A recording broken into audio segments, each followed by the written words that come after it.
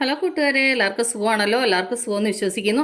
ഇന്ന് നമുക്ക് സിമ്പിളായിട്ട് റവ വെച്ചിട്ട് നമുക്കൊരു ലഡു ഉണ്ടാക്കാം. വലിയ പാടൊന്നുമില്ല, എല്ലാവർക്കും ഉണ്ടാക്കാൻ പറ്റും. അപ്പോൾ ഇതെങ്ങനെ ഉണ്ടാക്കുന്നതെന്ന് നോക്കാം. അതിന് മുമ്പായിട്ട് എൻ്റെ കൂട്ടുകാർ ആദ്യമായിട്ടാണ് എൻ്റെ വീഡിയോ ചാനൽ കാണുന്നതെന്നുണ്ടെങ്കിൽ പ്ലീസ് എല്ലാവരും ചാനൽ സബ്സ്ക്രൈബ് ചെയ്യണം കേട്ടോ. സബ്സ്ക്രൈബ് ചെയ്യണം, അതുപോലെ തന്നെ ബെല്ലൈക്കൻ പ്രസ് ചെയ്തിട്ട് ഓളന്ന് കൊടുത്താൽ ഞാൻ ഡെയിലി ഇടുന്ന വീഡിയോ നോട്ടിഫിക്കേഷൻ കിട്ടത്തുള്ളൂ. അപ്പോൾ നമുക്കിത് എങ്ങനെ ഉണ്ടാക്കുന്നത്, ഇതിന് വേണ്ടുന്ന സാധനങ്ങൾ എന്തൊക്കെയാണെന്ന് നോക്കാം. അതിനുവേണ്ടി പാൻ ചൂടാക്കാൻ വെച്ച് ഇതിലേക്കൊരു 3 ടേബിൾ സ്പൂൺ ബട്ടർ ഇട്ട് കൊടുക്കാം. ബട്ടറോ നെയ്യ് ഏതായാലും കുഴപ്പമില്ല കേട്ടോ. ഞാനിപ്പം ബട്ടറാണ് യൂസ് ചെയ്യുന്നത്. ഇനി ഇത് നന്നായിട്ടൊന്ന് മെൽറ്റാവണം. ഇതിലപ്പം ബട്ടർ നന്നായിട്ട് മെൽറ്റായിട്ടുണ്ട്. ഇതിലേക്ക് 1/2 കപ്പ് റവ. ഇനി ഈ റവ ഒരു 5 മിനിറ്റ് നന്നായിട്ടൊന്ന് ഫ്രൈ ആവണം. അപ്പോൾ റവ ഫ്രൈ ആവുന്ന നല്ല മണം വരുന്നുണ്ട്. ആ ബട്ടറിനകത്ത് കിടന്ന് റവ ഫ്രൈ ആവുന്നതിനൊരു പ്രത്യേക മണമാണ്. അപ്പോൾ ഇത് ഫ്രൈ ആയിട്ടുണ്ട്. ഇനി നമുക്കിതൊന്ന് സ്റ്റൗ ലോ ഫ്ലെയിമിൽ വെച്ചിട്ട് ഇതിലേക്ക് 1 കപ്പ് പാലൊഴിച്ച് കൊടുക്കാം. 1/2 കപ്പ് റവയ്ക്ക് 1 കപ്പ് പാല് കേട്ടോ. ഇനി ഇത് നന്നായിട്ട് മിക്സ് ചെയ്തിട്ട് ഇനി ഇത് നന്നായിട്ട് ഡ്രൈ ആവണം.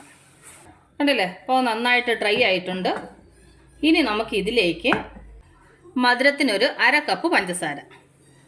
മധുരം ഇച്ചിരി കൂടി നേരിച്ച് കുറഞ്ഞ് നേരിച്ച് കുഴപ്പമില്ല കേട്ടോ. എന്നിട്ട് അതിൻ്റെ കൂടെ തന്നെ ഓറഞ്ച് ഫുഡ് കളറ് ഒരു 2 ഡ്രോപ്പ്. ഇനി ഇത് നന്നായിട്ട് മിക്സ് ചെയ്യണം. ഈ പഞ്ചസാരയൊക്കെ നന്നായിട്ട് മെൽറ്റായിട്ട് നന്നായിട്ട് മിക്സ് ആവണം.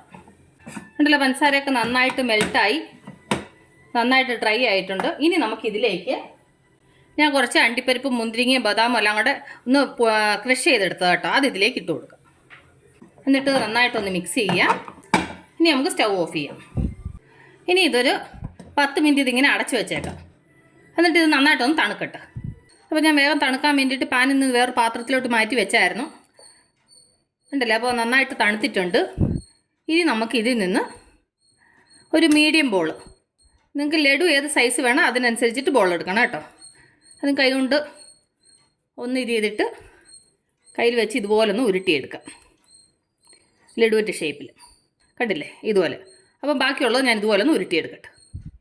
കണ്ടില്ല, അപ്പം ഇതെല്ലാം ഇതുപോലെ ഉരുട്ടിയെടുത്തു. എത്ര സിമ്പിളായിട്ട് ഉണ്ടാക്കിയെന്ന് കണ്ടില്ല. നല്ല സോഫ്റ്റായിട്ടുള്ള ലഡുവാണ്.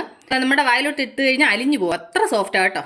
അപ്പോൾ നമ്മളുടെ ലഡു റെഡി ആയിട്ടുണ്ട്. നിങ്ങളെല്ലാവരും ട്രൈ ചെയ്ത് നോക്കണം കേട്ടോ. സിമ്പിളായിട്ട് ചെയ്യാൻ പറ്റും. അപ്പോൾ എൻ്റെ കൂട്ടുകാർക്ക് ഞാൻ നിങ്ങളോട് ഷെയർ ചെയ്ത ഈ ലഡു റെസിപ്പി നിങ്ങൾക്ക് എല്ലാവർക്കും ഇഷ്ടപ്പെട്ടാണെന്ന് വിശ്വസിക്കുന്നു. നിങ്ങളെല്ലാവരും ട്രൈ ചെയ്യണം കേട്ടോ. നിങ്ങളെല്ലാവരും ട്രൈ ചെയ്യണം. ട്രൈ ചെയ്ത് നിങ്ങൾക്ക് ഇഷ്ടപ്പെട്ടാൽ നിങ്ങളുടെ ഫ്രണ്ട്സിന് ഷെയർ ചെയ്യുക, ലൈക്ക് ചെയ്യുക, വാല്യുബിൾ കമൻറ്റ്സ് ഇടുക. അപ്പോൾ നാളെ നമ്മൾ രുചികരമായ പുതിയ വീഡിയോയും പുതിയ റെസിപ്പിയുമായിട്ട് നാളെ നമ്മൾ വീണ്ടും കാണും വരെ ടേക്ക് കെയർ. ബൈ.